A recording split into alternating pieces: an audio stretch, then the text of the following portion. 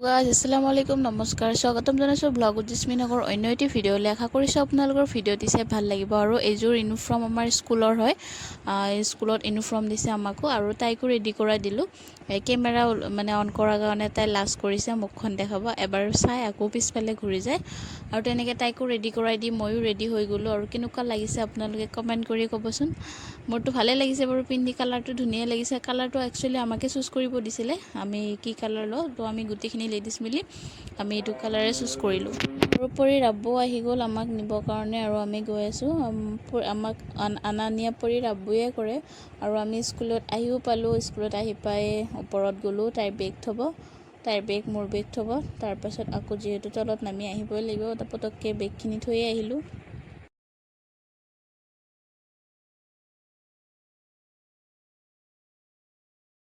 আৰু এই prayer time আমাৰ স্কুলৰ ভেনবিলাকো আহি পেলাই আৰু এইবোৰ ষ্টুডেণ্টবোৰো আহি পাইছে অলমষ্ট আৰু অহাই নাই বাকী আৰু এইজনী আমাৰ মিছ ভাবি বুলিয়ে মাতোঁ কাৰণ তেওঁ মোৰ ঘৰৰ ওচৰতে থাকে আমি চবেই আজি পেৰত হৈ আহিছোঁ ভালো লাগিছে পিন্ধি চবকে ধুনীয়া লাগিছে বহুত ধুনীয়া লাগিছে আৰু তাৰপিছত ফাৰ্ষ্ট ক্লাছত গৈ আছোঁ আৰু ক্লাছ শেষ হোৱাৰ পিছত যিহেতু আমাৰ ক্লাছ অফ আছিলে তো আমি এনেকৈ বহি আড্ডা মাৰি আছিলোঁ আৰু তাৰপিছত যিহেতু বহুত গৰম লাগিছে ভাবিছোঁ এটা ৱাটাৰমেলন খোৱা যাওক তো হাজবেণ্ডক ক'লোঁ এটা ৱাটাৰমেলন আনি দিয়ে আৰু হাজবেণ্ডৰ ফালৰ পৰা এটা ৱাটাৰমেলন আনি দিলে আমাক চবকে খাবৰ কাৰণে আমি গোটেইবোৰ ষ্টাফ এনেকৈ ভগাই খালোঁ আৰু এই ভাবি যি আমি গোটেই ষ্টাফবোৰ ফেমিলিৰ নিচিনাকৈ থাকোঁ ইকৰা ফেমিলি আমাৰ আৰু এইজনী হ'ল আমাৰ আণ্টিয়ে চাওক কি খোৱাত ব্যস্ত আৰু তাৰপিছত স্কুল ছুটিও হ'ল আমি ঘৰত গৈ আছোঁ আৰু ইমান বেছি মূৰ বিষাই আছে মানে কি ক'ম আৰু বহুত বেছি মূৰৰ বিষ তাৰপিছত ঘৰৰ ওচৰতে এটা ইনভিটেশ্যন আছিলে তো তাতে নাযাওঁ বুলিয়ে ভাবিছিলোঁ এনেকৈ আব্বাও ক'লে চাচিও ক'লে যে ব'লা যাওঁ তো ঘৰৰ ওচৰতে আৰু যিহেতু সেইকাৰণে ভাবিলোঁ একপাক ফুৰিয়ে আহোঁ এই আমাৰ ঘৰ আৰু এইটোৱে মানে তেওঁলোকৰ ঘৰ আৰু এওঁলোক ভাড়া থাকে তাৰপিছত এনেকৈ আমি গ'লোঁ যোৱাৰ পিছত আৰু মানে দাৱাতটোৰ কাৰণ হ'ল মানে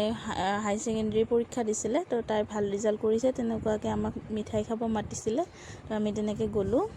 তেওঁলোকৰ ঘৰৰ পৰা এনেকৈ অহাৰ পিছত ইমান বেছি মূৰ বিষাই আছে মানে তাৰপিছত এইবোৰ আব্বাই এনেকৈ চব বনালে ৰুটি বনালে চিকেনৰ তৰকাৰী বনালে আৰু চালাটো ইমান ধুনীয়াকৈ কাটি আছে পিঁয়াজ চিয়াজো কাটিছে আৰু এনেকুৱা শহুৰ পাবলৈ ভাগ্য লাগিব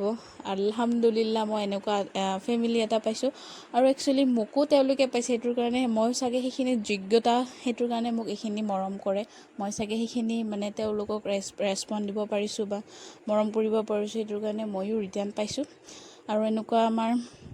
ৰাতিৰ খানাও হৈ গ'ল আৰু ভিডিঅ' নকৰিলোঁ শুই গ'লোঁ খাই দাই আৰু এইটো হ'ল নেক্সট ডে একে দুপৰীয়াৰ পৰাই ষ্টাৰ্ট কৰিছোঁ আমাৰ ডাঙৰ মামীয়ে এনেকৈ লাওৰ শাক দিছিলে তাত এনেকৈ লাওৰ শাকখিনি মই বাচিখিনি তৰকাৰী বনাম আৰু এইখিনি জলকীয়া মই শুকাবৰ কাৰণে আনিছোঁ এনেকৈ